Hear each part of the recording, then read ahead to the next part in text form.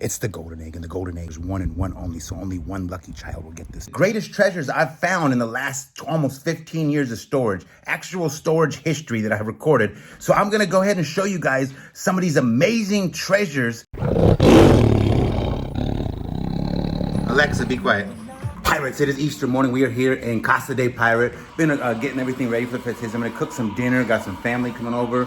We got our eggs ready to be colored, because I make my kids color eggs no matter what age they are. You'll see in a minute. They hate it, but I'm gonna make them do it anyway. Just like I give them baskets and all the things that, you know, you do when they're little, but I don't like to kill traditions. Pirate is cooking ham for Easter. Children, I got baskets for you. I was supposed to find it. No, we're not finding them today. You could have got me race cars. Thank you very much. How you like that? Thank you very much for these race cars. For these race cars? I can't wait to use these. You can't? I'm so hyped. I want to see you play with all this stuff. Yeah? I'm so hyped. I'm just kidding. I got you other baskets. All right. Yours is the blue one, Michael. Okay. There. And yours is the pink one. So. Candy is all you guys really want. Ooh. Huh? Yeah. Oh my God. One of the things we're going to do here is we're doing an Easter egg hiding contest. Granted, my children are a little old for this. They still will have fun, and the little ones will definitely enjoy this. Stage is set, ladies and gentlemen. There's going to be hard ones, right? There's going to be easy ones. There's going to be not so easy ones. There's going to be hidden ones. They're along the fence. They're under the building. They're everywhere. Got them in the fireplace.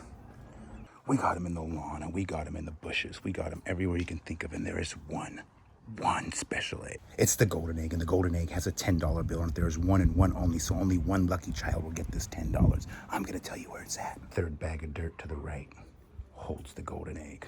Which child will be lucky enough to find this egg? Quick side note, we learned that we don't transplant cactuses in the middle of winter outside. Our poor little cactuses have passed away, but we got eggs everywhere. Look at this, ladies and gentlemen. These two right here, they're like, they were working together, and now they split up. Can I get an update? How's your egg hunting going? No, it's going great. Don't do that to me. Michael. Yes. Are you trying to take all the eggs? I mean, it's free candy. Look at you. I just want everybody to know that I am the best golden egg, Easter egg hider in the world. I don't want to do this. Are you not having any luck finding the golden egg?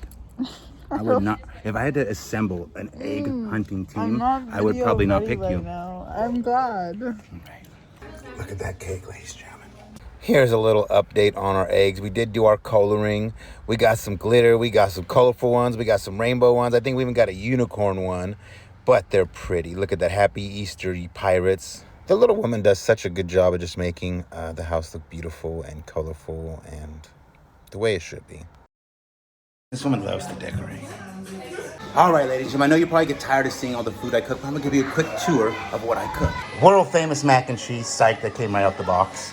Gravy out the package, but I did make homemade mashed potatoes, rolls, ham, green bean casserole, and salad. The family Easter eggs, look at this. Let me show you which one's mine, guys. I'm sure you can guess, though. What do we do? I did this one for y'all. Happy Easter, Pirates. And then Happy Easter, Pirates. I did both those for y'all. Oh yeah, and look at this. Congratulations to me. We hit 86K last night. Woo! Jason, help me. Nope. Help me with this.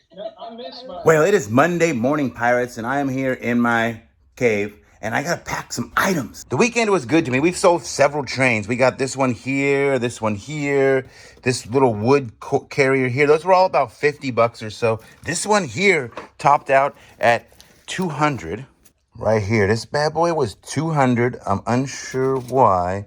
And then I just realized that this, where does this go? This isn't cool. I gotta double check on this one. Because I give 3 business days shipping, I got another day or two to get that one out. So I'm gonna double check and make sure my ad matched that. I don't wanna send out a $200 train and end up with the return. So I wanna make sure I do things right. We got a bunch of little building things like this little ice plant sold for 20 or 15. This one here sold for 15. This bad boy right here, Minitrix, don't underestimate. This topped out at $50. If y'all remember these from a while back from the big pallet auction, I found these and I thought they were worth like $50 a piece because they spec'd out on eBay at $50, but I ended up selling this one for 10. I got this shirt right here, stained, 1970s Rolling Stone shirt, I think 130. I think this Who shirt did 80. And believe it or not, I sold this for $15. All right, double checking. This was 15, this was 15, and this was 12. Not bad, though. That's a good little weekend sales. Helps pay the bills, keeps money rolling in. Y'all hear me say all the time, my motto, hustle, grind, or wind. It is not a motto, it is a way of life, and this is the truth. It doesn't matter what situation you're in, what's going on in the world around you. We might be on lockdown, or we might have full freedom. The fact is, money must roll in at all times. Nothing's free. They ain't giving us, they might say, oh, you can wait till next month to pay your rent, but then you got to pay twice as much. Same thing with your bills and everything. So anybody out there who's thinking about letting the money roll till later and then pay later, that's a scary thought, because now all of a sudden you must be responsible for not 1 or 2, but 3 months all at once. I'm not taking that route. That is too much pressure. So I'm doing my hustle, grind, and wine. I'm listing to eBay. I'm making sales, and I'm trying to keep my family in forward motion throughout this time. And this is the way I'm doing it. So I hope y'all are taking a little bit of lesson and trying to do the same thing right now, because you always say there isn't enough time to start at eBay, start at Amazon, start whatever it is online. You got time. In case y'all were curious how I pack $1,000 painting, this is what I did. I took a flat screen box, bigger than the art. I sliced it. Well, actually, I took the top off, sliced that, made it the right size. Then I sliced that to fit the box evenly. Look, see, boom. Now it fits with a little bit of room for paper. Then I put paper and I'll push it down. I also protected the front with a large piece of cardboard on top of that. As you can see, it fits perfectly in there. And then we're gonna put paper all around there, paper there, a little bit of paper there, and keep it cushioned. And we cap it with a little bit of cardboard or paper in between the cardboard and the art. And there you have it. A little thick around the edges there, but you want that for protection. That's how you pack a $1,000 piece of art. That's a wrap. Everything is packed up, and we are on our way to the post office. We got to take Michaela Jordan to work anyway. Her work is like 30 minutes from our home, 25 minutes from our home. So I might as well just go to my post office. Lets me drop off in the back. I don't got to make eye contact, let alone social distance contact. So it's real simple. And as well, what we're gonna do for the rest of this video, I'm gonna show you guys many treasures. There was a point in my career where I deleted sometime at the beginning of last year 800 videos. And upon that, I let go of some of the greatest treasures I've found in the last almost 15 years of storage, actual storage history that I have recorded. So I'm gonna go ahead and show you guys some of these amazing treasures that I have found and some clips from back in the day. You will want to see all of these. Pirates, this unit right here is probably one of the first biggest scores I ever had. I went to an auction, and when we were there, somebody's like, hey, you gotta come to look at a storage unit. I wanna sell it, I wanna get out of it. I went and looked at it. The person said they had 3,500 pairs of shoes roughly in this unit, and they wanted X amount of per pair. I think it was working out to like, they tried to get 10 grand for all the shoes. I did my calculations. They ended up selling me what they thought was 3,500 pairs of shoes. That's what they said was in inventory. It ended up being just under $4,000 to purchase the unit, but there was 7,000 pairs of shoes. I got them for almost a little less than 50 cents a piece, I think it was, or just at it. And I sold them for an average of like $3 a piece across the board after doing $10 a piece, and then just blasted them all to one buyer. But this is the only footage I have of that unit.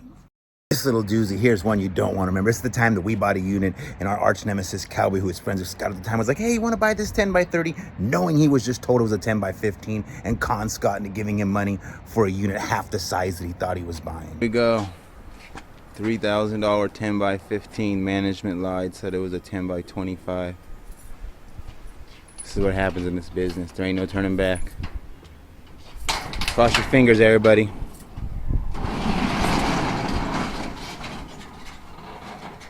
Oh, this is scary. Got a water bed? No.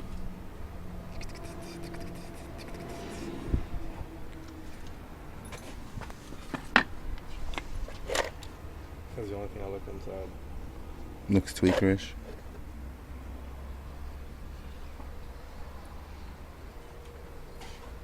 All right. This storage right here is one that I wish I had a full video on. This little 5x5 had less than 20 boxes.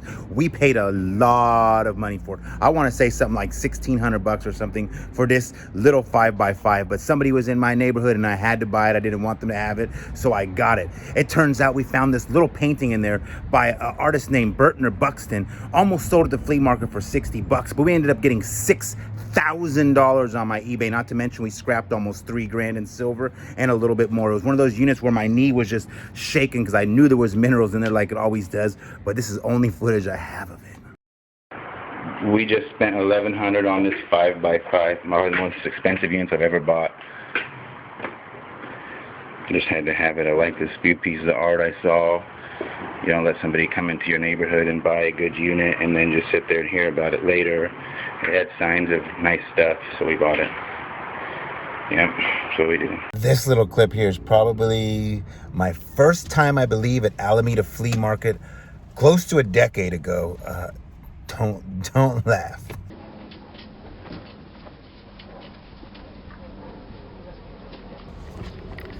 This unit here, I've been a while since I remember this story. So I bought this unit for $600. I tried to buy it back for a woman. She was at the auction crying with her daughter. She looked like she was on meth, in my opinion, but I still felt bad. She was gonna win her unit for $80. And there was this guy there, he goes to this area and he thinks he's tight. He's got a good job, does dirt truck driving or something. He buys some units. And I swear on everything, he was only trying to outbid this woman because he talked to her for like 30 minutes before the auction, right? And then all of a sudden when it was time to bid, oh, I'm gonna outbid you on unit. He tried to run her up, and I think he was gonna solicit it to her to see if he can get some, little favors out of the woman for buying her unit. So I outbid him on the unit, and I won the unit on purpose to give back to her. Problem is, she couldn't come up with the money. She couldn't come up with the 600. She couldn't meet me with movers. She flaked on me. I drove 2 times to meet her, etc., etc. Finally, I had to move the unit, and it was a gold mine. It was her mom's stuff who passed away.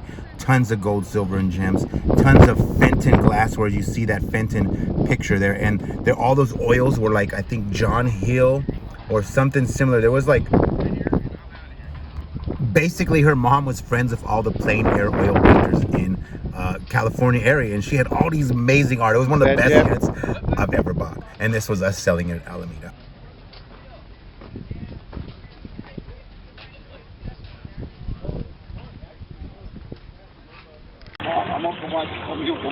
One of the coolest accomplishments I've ever had in my life is before the TV show started, when I first pitched a pilot, you could see it, Locked and Found, on YouTube. That was the first TV pilot for storage business before they all started making them.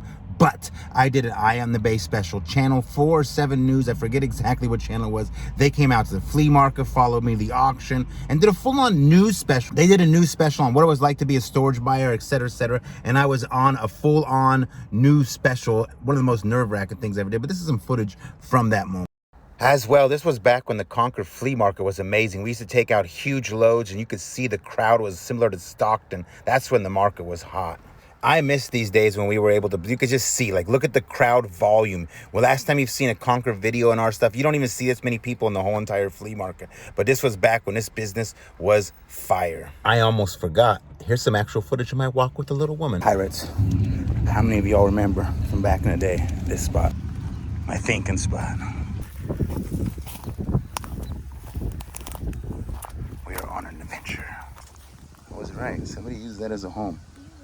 Look, it's all hollowed out in there. Can you imagine that? Because they're just sleeping with this spider right here. Where'd that spider go? Look at that.